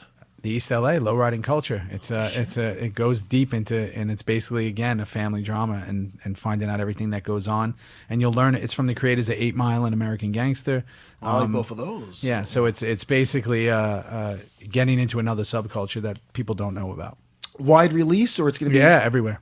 Lowriders. Yeah, Universal Studios. Yeah, When's it coming out? everywhere. May 12th. May 12th. Yeah, All right. pretty excited about that. Yves, anything you got to promote, buddy? Besides being on a Fox analyst, you're still killing it with that. Yeah. Thanks, man. I'm just trying to get back on the desk, and I'm doing the stunt thing, getting into the acting thing. I'm doing my podcast, Even Steven. Even Steven. Yeah, it's my buddy Steven. So. Can I be a guest on that? Absolutely. Could you have me on there? I would love for you to come out. I'm there sorry I with me pronounce and your get- name all this time the wrong way. It's okay, man. And I do appreciate you not following me to the floor and finishing me off. Let's just end We're it at back that. to that again, No, right? let's just end it that I'm happy you didn't jump on top of me and end my UFC career. That's a good friend. Because it might have went a different way. And exactly. Maybe I would have been the one to knock out. You would have George been here with St. Jimmy Norton. I'm only kidding. Dude, you're fucking doing great. Look at you. You're doing phenomenal. I'm happy we're both doing well because there's been a lot of casualties in this game. Yeah, there has. You know what I mean? Yeah, and especially now that the they game is- lose. They don't have they're not under the big lights anymore. They don't know what to do with themselves. Yeah. The next chapter of your life. That's the great thing about acting, Theo. You never have to get to the next chapter. There's chapters. Well, there's chapters, but you could be an old actor. But you got a really long get book. your best You got roles. a very long book. You know, it's you can only knock yourself out in this game. You know, it's very hard for you to get knocked out unless I guess you can make a string of bad hits, but that would be on your bad decision. Very different. right. That's the difference of the fight game. I mean, but then again, I guess people don't get knocked out constantly unless they're doing something wrong, right? Well, then they should know it's time to hang 'em up. leave. That's right. But hey, man, you're making a lot of right decisions. Thank you. And that 40 ounce award is one of them. You know? And the I don't know 20. why. Don't forget the I'm 20. the only one in the room that got the 20 ounce. But listen, I'm not complaining. I'm happy you came in and hung out with us. Everybody, this weekend, pay per view. It's gonna be Holly Holm. Yep. Pronounce I always kill her first name. Jermaine Durandame. I was going to say that. Say it again. Jermaine Durandame. You were going to say it. She's tough as hell, man. Yep. Absolutely. It's going to be a great fight. That's in Brooklyn. If you guys watch the prelims, you might see Yves Edwards. Because what am I saying? You said Yves. Yves Edwards Added is an working. S to the Yves Edwards is working the corner of Dustin Poirier, who's fighting Jim Miller. Oh man, dude, we got Jacare on this card versus Tim Boach. Yep. This is a good card. Anderson Silva, the Spider, fighting Derek Brunson. Pay-per-view this weekend. This is February these are some 11th. really The good only fights. reason I'm not going to be there live is it because it's my 8-year-old Angelina's birthday. Oh, So, happy birthday, Angelina. I'm a parent. I'm a dad. That's very that nice. always of you. comes first. That's important. That does come first. Guys, thanks so much for hanging out with us. All right, hanging out with me. Thank you. And Chris, the producer. Thanks for It's having us. me. Yeah, All right, thanks. we're out of here, people. Goodbye.